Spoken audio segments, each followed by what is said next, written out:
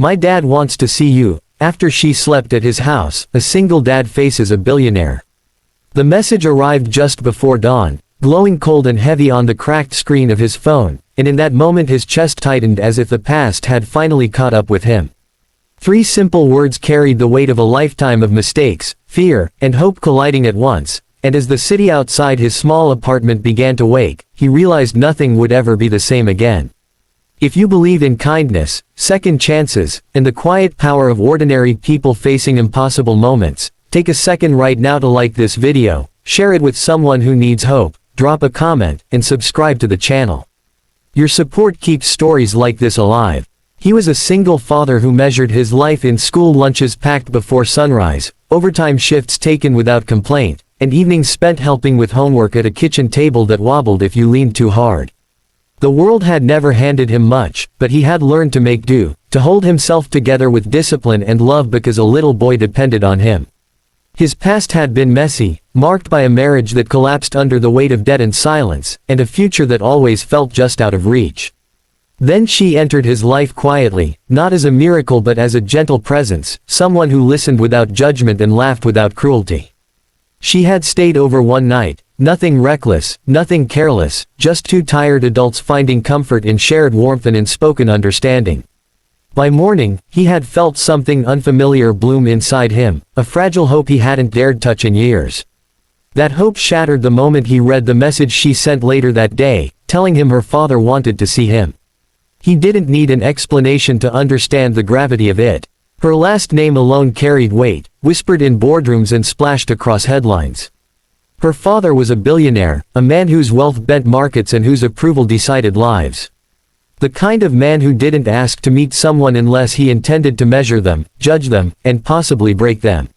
The single dad spent the rest of the day moving through work like a ghost, his hands steady but his mind racing, wondering what a man like that would see when he looked at him.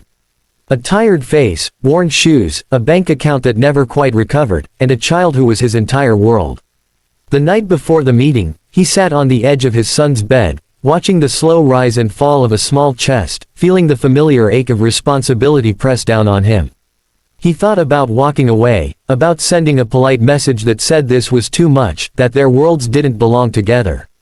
But he also thought about the woman who had shown him patience when he spoke about his fears, who had seen his devotion to his child not as baggage but as proof of character. For the first time in years, he chose courage over retreat. The billionaire's house stood like a monument to another universe, all glass and stone and guarded silence. As he approached, his reflection in the polished surfaces looked smaller, almost insignificant, and every step forward felt like trespassing. Inside, the air was cool and still, the kind of place where emotions were curated and mistakes were expensive.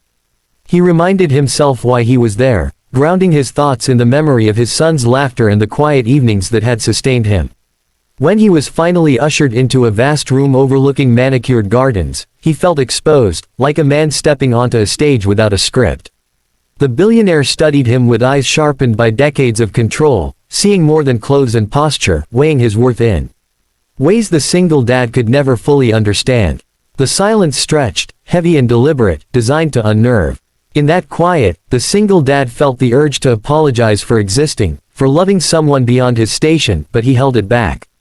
He thought about the years he had survived without anyone's approval, the nights he had held his child during fevers and storms, the sacrifices no one had applauded. He stood there, imperfect but unashamed. The questions came like subtle tests rather than attacks, circling around stability, intentions, and the future. The billionaire wanted assurances, guarantees that could never truly be given, and the single dad answered honestly, refusing to dress his life up as something it wasn't. He spoke of limits and lessons learned, of responsibility earned the hard way, and of love that grew not from convenience but commitment. With each answer, he felt something shift, not in the room but inside himself, a steadying calm that came from finally owning his story without fear. Memories surfaced as he spoke, scenes from years earlier when he had sat in a lawyer's office signing papers that ended his marriage, when he had sold his wedding ring to cover rent, when he had promised his infant son that things would be okay even though he didn't know how. Those moments had shaped him more than any success ever could. Standing there now, Facing a man whose wealth insulated him from such struggles, he realized the true difference between them wasn't money but experience. The billionaire listened, expression unreadable, and for a long moment it seemed nothing the single dad said could bridge the gap between their worlds. Then something unexpected happened. The billionaire's gaze softened, just slightly, as if a memory had been stirred. Perhaps he saw a version of himself long buried, a time before power and fortune had replaced vulnerability. Perhaps he recognized the quiet strength it took to raise a child alone without applause or safety nets. The room felt less cold, the silence less oppressive. When the meeting ended, there was no dramatic resolution, no sudden approval or rejection. Just a nod, a measured acknowledgement, and a sense that the verdict wasn't final. The single dad walked out into the sunlight feeling drained yet lighter, as though simply standing his ground had been a victory. He didn't know what would come next, but for the first time he felt he had faced the storm instead of hiding from it. Days passed, heavy with uncertainty. He returned to his routines, to work and parenting and quiet evenings, but something had shifted.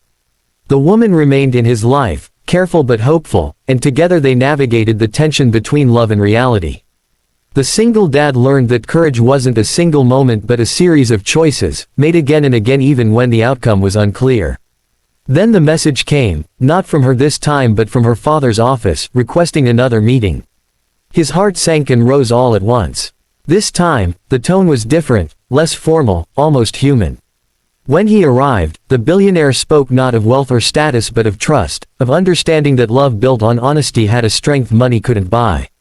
There were conditions, boundaries meant to protect, but there was also a door opening where before there had been only a wall. The single dad left that house with a strange mix of relief and humility, aware that approval hadn't been handed to him but earned through authenticity. He went home to his son, lifting him into a hug that carried more weight than words, and for the first time allowed himself to imagine a future that wasn't defined by survival alone.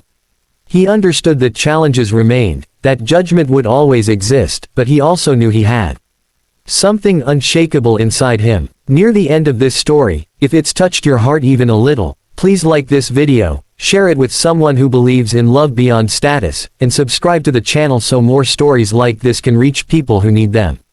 Just before the ending, here's a special request. Comment below with one word that describes what this story made you feel, because your voices matter more than you know. In the quiet that followed, the single dad realized the billionaire hadn't been the real obstacle. Fear had been. Fear of being seen, of being judged, of believing he wasn't enough. Facing that fear had changed him more than any approval ever could. As life moved forward, imperfect and unpredictable, he carried that lesson with him, knowing that sometimes the bravest thing a person can do is stand in their truth and let the world decide what to make of it.